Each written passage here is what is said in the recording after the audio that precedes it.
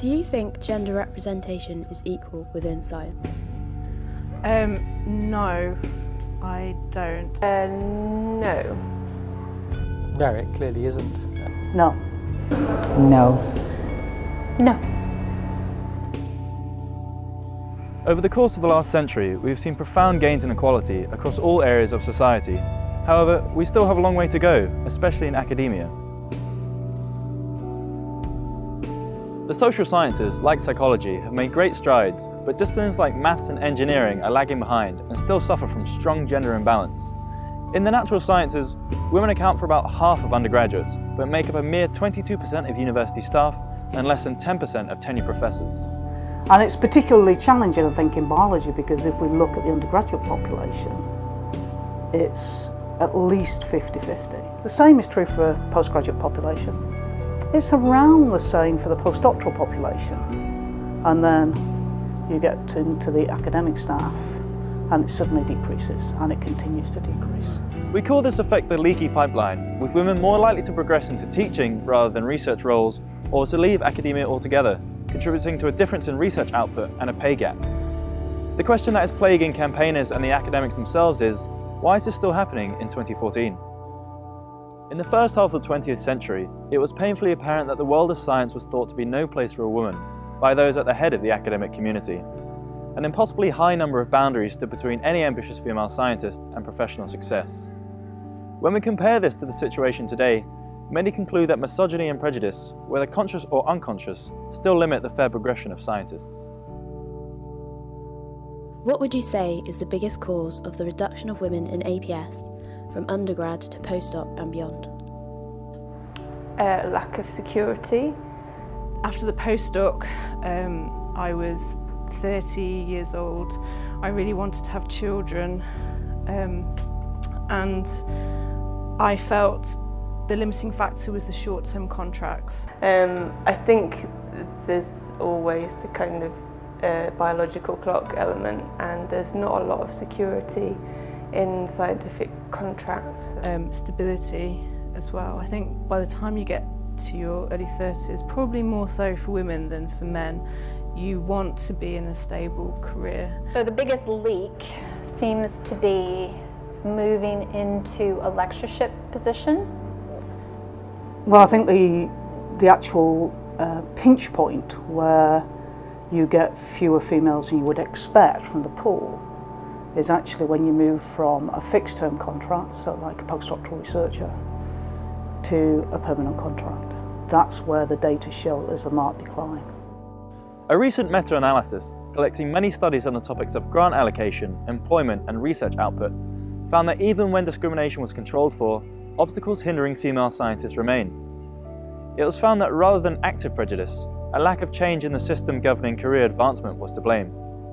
There are systemic, ingrained reasons for the gender imbalance, such as the impracticality of raising a family in conjunction with an academic career, a lack of resources for teaching heavy positions, and the social conditioning of girls and young women away from traditionally masculine professions like science and engineering. So this kind of thing has been described as death by 1,000 paper cuts, which is essentially, there's probably not any one incident that anybody could point to and say, that's holding me back.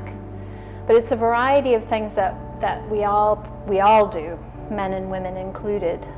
Many investigators now recommend we turn our attention to institutional reform, that is, removing the barriers which still remain from science's overtly sexist history. How effective do you think the introduction of quotas for women would be? That's a very, very controversial area. I don't know. Well, maybe, yeah. Maybe. I think it might help women feel more empowered if they knew that there was a quota and they thought they stood more of a chance. I personally think they would probably be quite effective, but given that we haven't done the experiment, we don't know yet. I personally don't think quotas are a good thing, but there are other people that think they are. For the Royal Society Awards, Because only 4.7% of yeah, everyone were women. yeah, it is a shame. I imagine it would be effective in that there would obviously be more awards. But really, for that sort of thing, I would hope that it is on merit anyway. American philosopher Ronald Dworkin's theory of equality of resources has often been used to justify quotas. The theory states that we need to find a way to place victims of prejudice in a position as close to as possible to that they would occupy if prejudice didn't exist. There is a discussion to be had on how widespread quotas should be. Should they also include ethnic minorities, LGBT and disabled people? Studies out of Sweden, where quotas are widespread, tend to show improved profit margins for companies with more women on their directors' boards. Would we see the same thing in academia? If the Royal Society adopted gender quotas, would we see improved research output? We see again and again in psychological studies that female candidates tend to be less well regarded by interview panels than males. One of the big challenges is often unconscious bias. These are values that we all hold, men and women, about what we think men and women are capable of. And it influences our decisions, even when we're trying not to be biased. Both men and women judge applications in a biased way.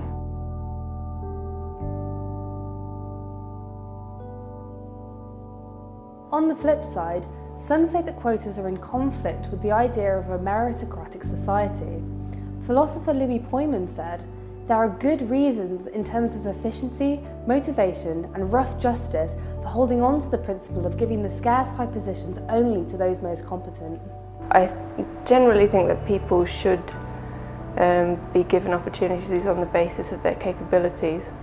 A key thing would be educating people about why it was being done. Otherwise, then potentially there are risks of them being viewed as a hindrance. One wouldn't want people to think someone has got a job when they're not really deserving of it. Everything works on a meritocracy. That is, if you're meritorious, you should be there. I think you'd be really hard-pressed to argue that women at the lectureship stage aren't meritorious. There's some reason why they're not being appointed at the same rate as males. So the whole idea of it being a meritocracy is a falsehood from the beginning. I mean, you can't be bad and be appointed. There are alternatives to quotas. One alternative would be to focus on the earlier stages of a woman's career decisions at adolescence. Adolescent girls tend to prefer careers focusing on people, that is to say, teaching or healthcare rather than engineering or physics. These decisions may be down to a lack of information or because of negative stereotypes of women in science, which may be considered uncool. Bad marketing of science certainly doesn't help. A solution may be to expose them to female role models in the sciences from an early age, like Marie Curie or Rosalind Franklin. Universities could help by providing outreach explicitly aimed at young girls. Starting a family is widely considered to be the biggest cause of a woman abandoning a scientific career. Female academics are much more likely to be childless than men. Therefore, women already living in the scientific world could be exposed to women who have successfully balanced a scientific career with family life. Male role models could be important too. This may help counter the perception that these are problems experienced by only women. One of the things that I think has been really beneficial is the Athena Swan initiative that's run by the Equalities Challenges Unit. One of the most important things about Athena Swan is it's not just about making it easier for female scientists to get jobs and permanent jobs. It's actually to educate whole departments about the leaky pipeline, why it exists, what we can do about it, and men and women should benefit equally from that. If it means we're going to get more top quality scientists staying in science, then that helps everyone. So it's driven by a monetary rationale, a business rationale. So one of the things, for example, that APS has done for their Athena Swan stuff is we've made sure that core committee meetings for academics happens between 9:30 and 2:30, so that academics doing the school run can participate fully in the governance of the department. Female PhD students are less likely to apply for tenure-track positions, which are the promise of a permanent position and are very highly sought after. A recent report mused, the biological clock and tenure track clock tend to tick simultaneously. In other words, the closer a woman comes to securing a permanent position, the closer she comes to infertility. Even if a woman secures a tenure track position, she'll be more likely to terminate it for this reason. The solution? Tenure clocks could be stopped temporarily or made part-time for family formation. Some universities already do this, stopping the clock for up to a year. Assertiveness training for women has also seen success.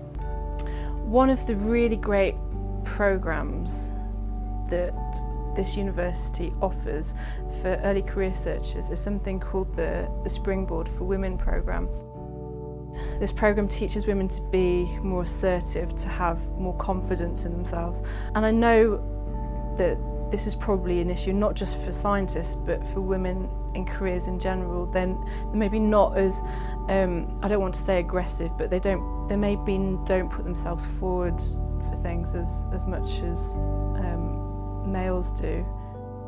In 20 years' time, do you think we'll see any change in the number of women in science? I hope so. No. In 20 years' time, I don't think we'll reach parity, but I think this whole Athena Swan thing has definitely helped change the way that we talk about it. Initiatives like Athena Swan and general awareness of underrepresentation of females in science is actually quite a new thing. I think people have not really, although they've probably been aware of it for quite a long time, there's not been much proactive done about it, and that is something that's changing, and one can see it changing. It is often said that gender imbalance is a generational problem. If we can only let the younger generation filter through, the problem will fix itself. But we have seen that there are institutional barriers still in place, which means it's not that simple. Whether quotas are the answer isn't certain, but even if they're adopted, it must be as part of a wider effort to break down the remaining barriers so that, going forward, we can all have an equal role in science. I know it's not part of your question, but I do want to say one thing. So, a recent study has come out in chemistry, looking at chemistry undergraduates and comparing and contrasting males and females in terms of when they come in, what they think they want to do as a career, and then when they leave, what they want to do as a career. And a large proportion of both men and women start out in their first year saying, I want to be an academic. By year 3, a large proportion of them no longer want to do that. But that drop-off is more significant for women than it is for men.